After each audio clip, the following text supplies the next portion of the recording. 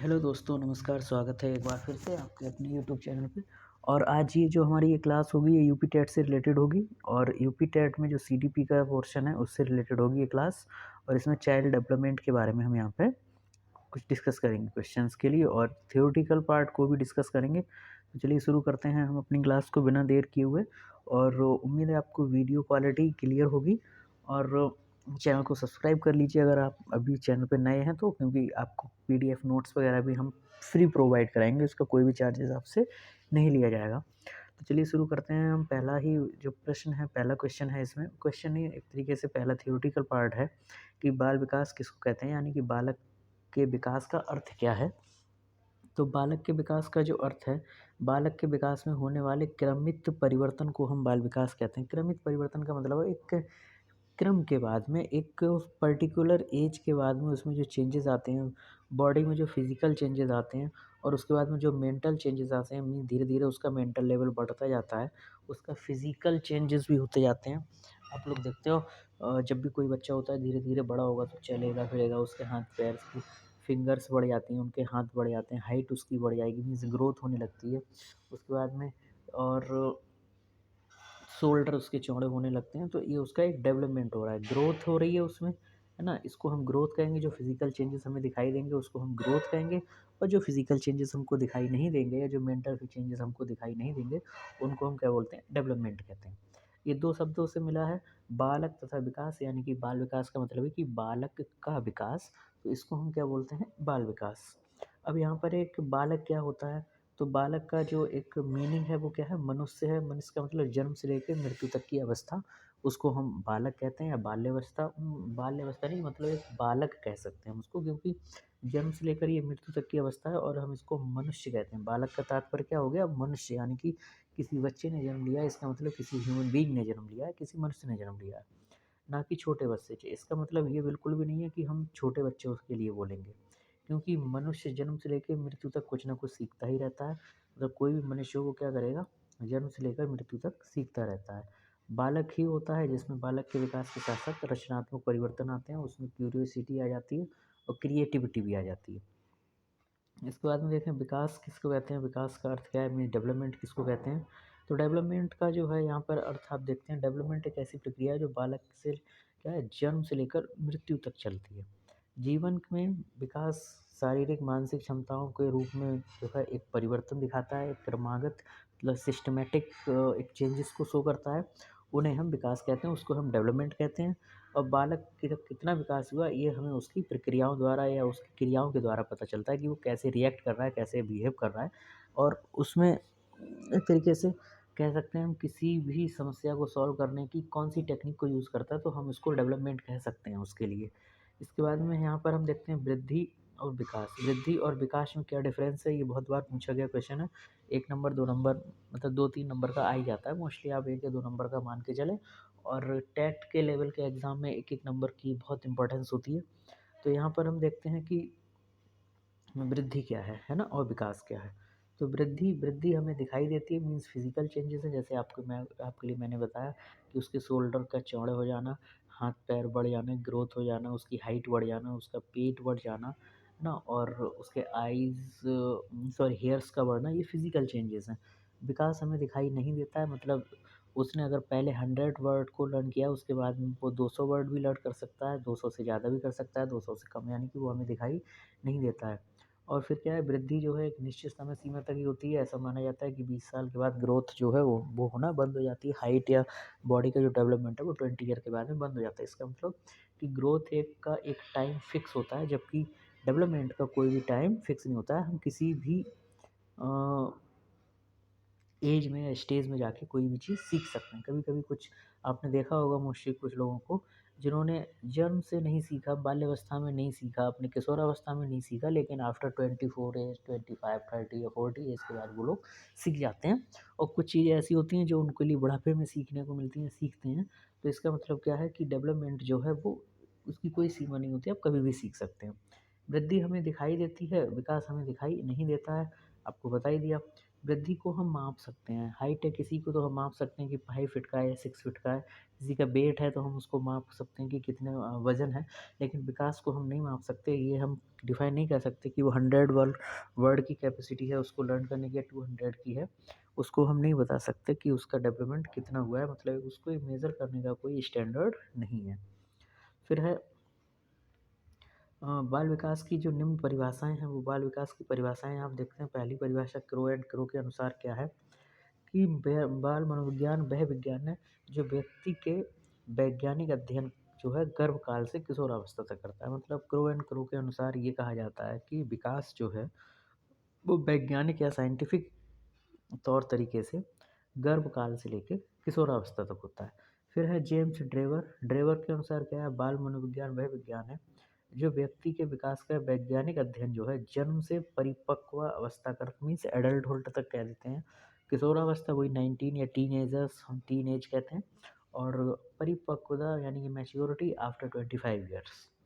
फिर स्किनर क्या कहते हैं, स्किनर के अनुसार जो है वो है बाल विकास बालक के व्यवहार एवं अनुभव का विज्ञान है। यानी कि स्किनर ने ये कहा कि बाल विकास जो है, जो चाइल्ड का डेवलपमेंट है, वो किस पे डिपेंड करता है, वो उसके बिहेवियर और अनुभव पे करता है कि वो कैसे अपने एटमॉस्फेयर से सीखता है, कैसे किसी के साथ रिएक्ट करता है और उसके साथ कैसे किसने व्यवहार किया है, कैसे बिहेव किया है, वो आगे भी चल के वैसे ही बिहेव करना शुरू कर देता है। तो स्किनर के अनुसार डेवलपमेंट को कुछ इस टाइप से डिफाइन किया गया।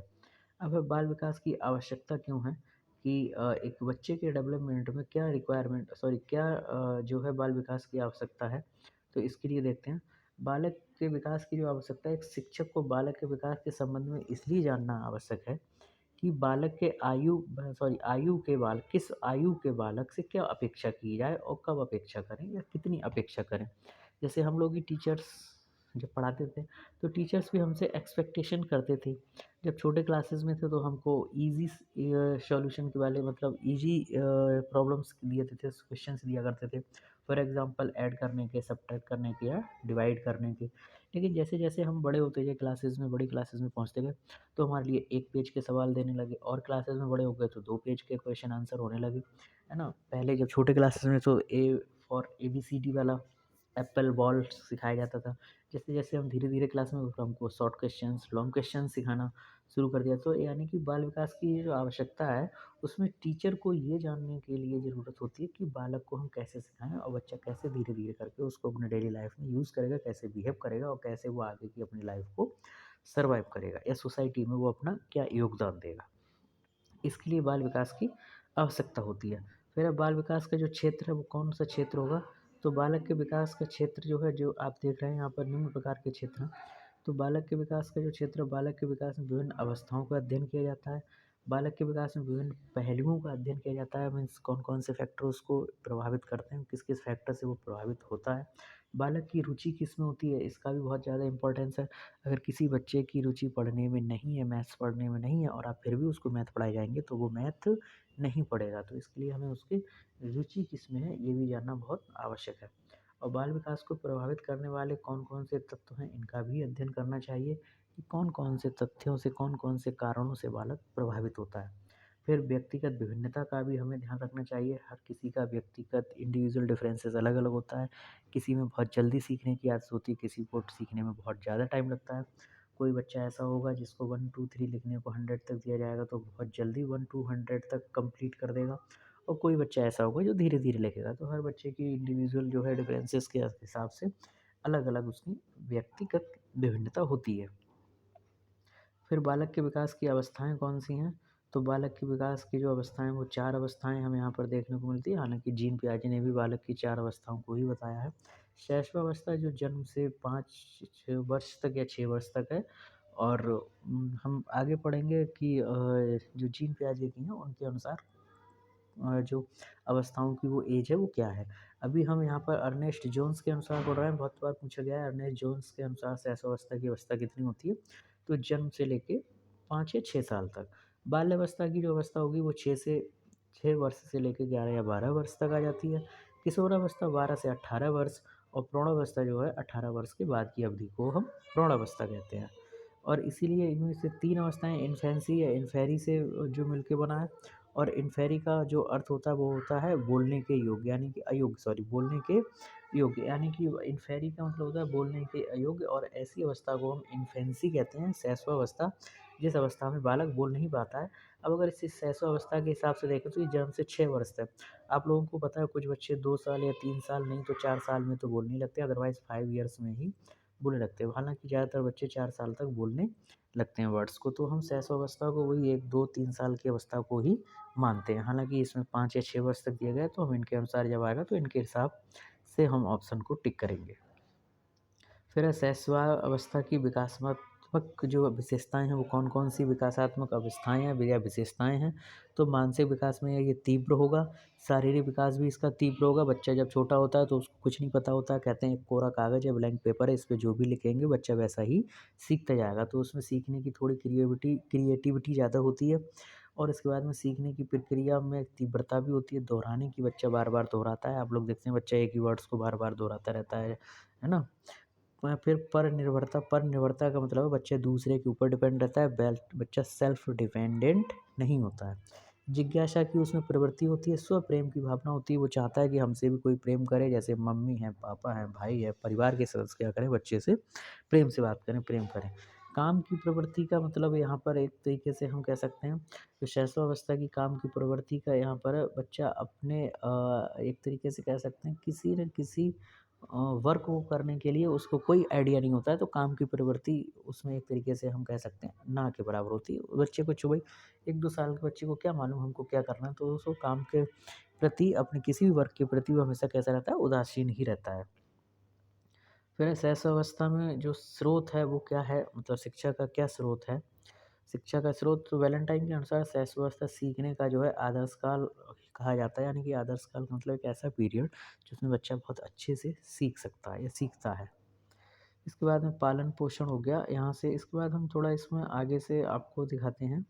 अनोखा काल हो गया, एक संचय आत्मनिर्भरता, यहाँ तक नहीं, यहाँ से किशोरावस्था, आपको पता है किशोरावस्था, पूर्व किशोरावस्था, किशोरावस्था, किशोरावस्था को ही हम तनाव एवं तूफ़ान की अवस्था कहते हैं, और सी.एच. हल के द्वारा इसको कहा गया है।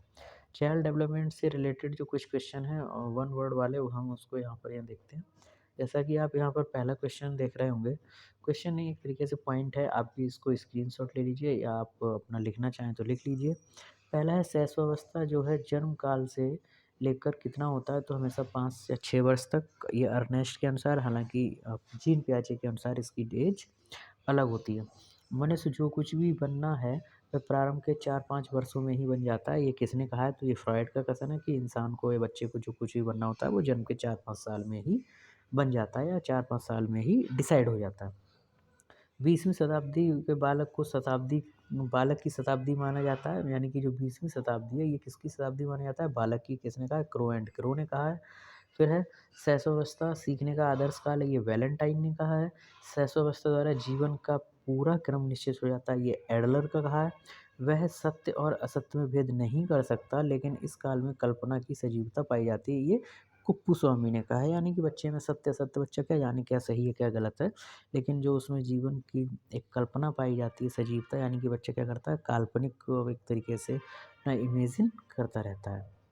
ठीक है, इसके बाद में बालक प्रथम 6 वर्षों के बाद 12 वर्षों के बाद दूना सीखता है, ये गैसेल ने कहा, यानी कि बच्चा जो पहले 6 वर्षों में सीखेगा, उसके कंपैरिज़न में जब बच्चा 12 साल का होगा तो 2 गुना सीख चुका होगा।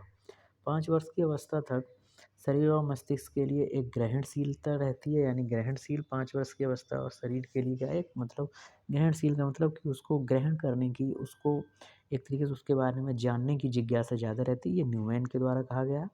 और शैशवावस्था में काम प्रवृत्ति कितनी होती है, तो ये प्रबल होती है, यानी कि कोई ना कोई काम के लिए बच्चा करना तो चाहेगा, लेकिन वो काम सही है या गलत है, वो उसको कोई डिफाइन नहीं करता है। इसके बाद में शैशवावस्था में बालक का भार जो है बालिका से कितना होता है, तो बालिका से अधिक होता है। फिर है बाल्यावस्था का काल कितना होता है, तो 6 से 12 वर्ष तक के बच्चे को हम क्या कहते हैं, चाइल्डहुड कहते हैं उसको। इसके बाद में है बाल्यावस्था जीवन का अनोखा काल है, ये किसने कहा? कॉल ब्रूस ने कहा है। फिर है बालक को मिथ्या परिपक्वता का काल किसने कहा है? ये जे.एस. रॉय ने। मिथ्या का मतलब है एक तरीके से झूठ बोलना, है ना? सही या गलत नहीं होना। स्वस्थ शरीर में ही स्वस्थ मस्तिष्क का निवास होता है, आप लोगों ने बहुत बार पढ़ा होगा, स्वस्थ शरीर में ही स्वस्थ मस्तिष्क का निवास होता है। ये किसका कहा गया है? अरस्तू का। ये बहुत बार एग्ज़ाम में आया है, 2017 में भी ये क्वेश्चन आया था। रॉस ने बाल्यावस्था की सबसे प्रमुख विशेषता क्या बताई है? शारीरिक और मानसिक। इसके बाद में बाल्यावस्था में किसकी प्रबलता अधिक पाई जाती है? तो जिज्ञासा की, यानी क्यूरियोसिटी, या एक तरीके से हम कहते हैं बच्चा जानने की ज़्यादा इच्छा रखता है, इसको हम जिज्ञासा। किसी चीज़ के बारे में बच्चा जानने की इच्छा ज़्यादा रखता है, इसलिए आपने देखा होगा छोटा बच्चा होगा तो किसी भी चीज़ को उठाएगा तो मोस्टली वो क्या करता है, उसको अपने दांतों से काटने की कोशिश करता है। सबसे ज़्यादा बच्चा उसको खाने के लिए ही मुंह की साइड की ओर बढ़ाता है, तो इसमें तो जानने की आवश्यकता। फिर बालक को किस प्रकार की काम की भावना पाई जाती है? तो निर्बल, यानी कि उसका कोई एक तरीके से उसका टारगेट, कोई उद्देश्य नहीं होता है।